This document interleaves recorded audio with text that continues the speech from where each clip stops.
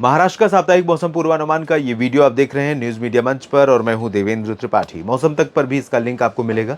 और दोस्तों आपको बता दें कि अगले 2-3 दिन महाराष्ट्र के ऊपर कई जगहों पर व्यापक वर्षा होने की संभावना है। पिछले दिनों में भी उत्तरी मध्य महाराष्ट्र, उत्तरी कोंकण गोवा के कई भागों में इंक्लूडिंग मुंबई बहुत व्यापक वर्षा हुई थी। उस तूफान के चलते जो भारत से दूर जाने के बाद अरब सागर में पहुंचने के बाद तूफान बना है और लगभग ये 60-65 साल बाद हुआ है, 6-7 दशकों बाद हुआ है जब अगस्त के महीने में अरब सागर में कोई तूफान विकसित हुआ है। क्योंकि आमतौर पर मानसून जब सक्रिय रहता है तो यहाँ से कोई सिस्टम अरब सागर में इस तरह से पहुँचता नहीं है, लेकिन डिप्रेशन बना भारत के ऊपर और ये सिस्टम गुजरात को या उत्तरी मध्य महाराष्ट्र, उत्तरी कोंकण गोवा, वेस्ट एमपी और राजस्थान के तमाम इलाकों में भारी बारिश देने के बाद ये आगे अरब सागर में पहुंचा और उसके बाद साइक्लोन बना। अब ये दूर चला गया है, भारत पर या महाराष्ट्र और गुजरात पर इसका असर नहीं होगा, लेकिन जो सिस्टम अभी डेवलप हुआ है बंगाल की खाड़ी पर और ये डिप्रेशन की इंटेंसिटी में है, वो अब आज रात में आगे बढ़ रहा है आंध्र प्रदेश के उत्तरी तटीय क्षेत्रों और ओडिशा के दक्षिणी भागों से।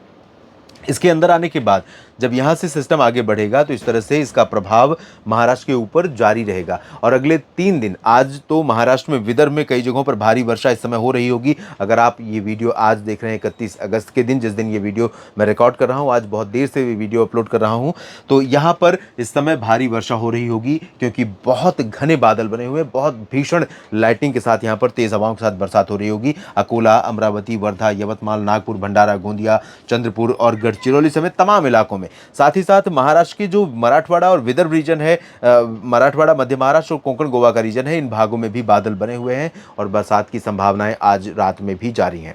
कल और परसों यानी मॉनसून सीजन के आखिरी महीने का जो शुरुआती 2 दिन होगा, उस दौरान भी पूरे महाराष्ट्र के ऊपर इस सिस्टम का असर रहने वाला है। तो मराठवाड़ा में भी संभाजीनगर, जालना, बीड, हिंगोली, परभणी और उस्मानाबाद, लातूर, इन तमाम इलाकों के साथ साथ मध्य महाराष्ट्र और कोंकण गोवा में पालघर, मुंबई, अलीबाग, रत्नागिरी, सिंधुदुर्ग, इन तमाम जगहों पर, सतारा, सांगली, पुणे और अहमदनगर, साथ ही साथ नंदुरबार, धुले, नासिक, जलगांव, इन सभी भागों पर इस सिस्टम का असर रहेगा और अगले 2 दिनों के दौरान भारी वर्षा यहाँ पर देखने को मिल सकती है राज्य के कई इलाकों में। हाँ, कुछ जगहों पर हो सकता है बहुत तेज बारिश ना हो, लेकिन ज़्यादातर जगहों पर बारिश का मौसम रहेगा और कई जगहों पर मध्यम से तेज वर्षा देखने को मिलेगी।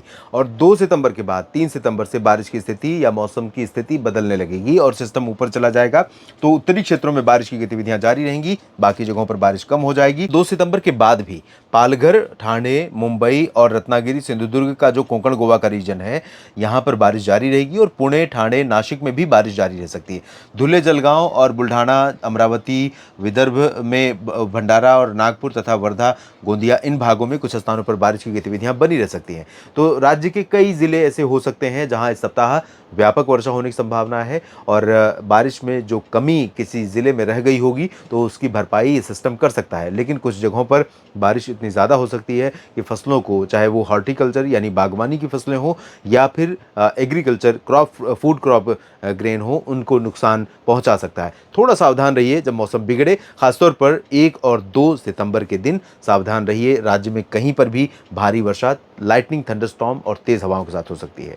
महाराष्ट्र के साप्ताहिक मौसम पूर्वानुमान के इस बुलेटिन में अभी के लिए इतना ही। आप मेरे साथ लगातार जुड़े रहिए न्यूज़ मीडिया मंच और मौसम तक चैनल पर। साथ ही साथ आप फेसबुक पेज मौसम तक देवेंद्र त्रिपाठी के साथ भी जुड़ सकते हैं। पेज को फॉलो और लाइक कीजिए और अगर जानकारियाँ आपको मेरे द्वारा दी जाने वाली जानकारियाँ ठीक लगती हैं दोस्तों, महाराष्ट्र के मेरे मित्रों और किसान भाइयों, तो ये वीडियो शेयर और लाइक ज़रूर कीजिए। आप सभी का समय शुभ रहे, आप सभी के लिए मानसून अच्छा रहे आने वाले दिनों में और आप इसी तरह से मेरे साथ बने रहें। धन्यवाद।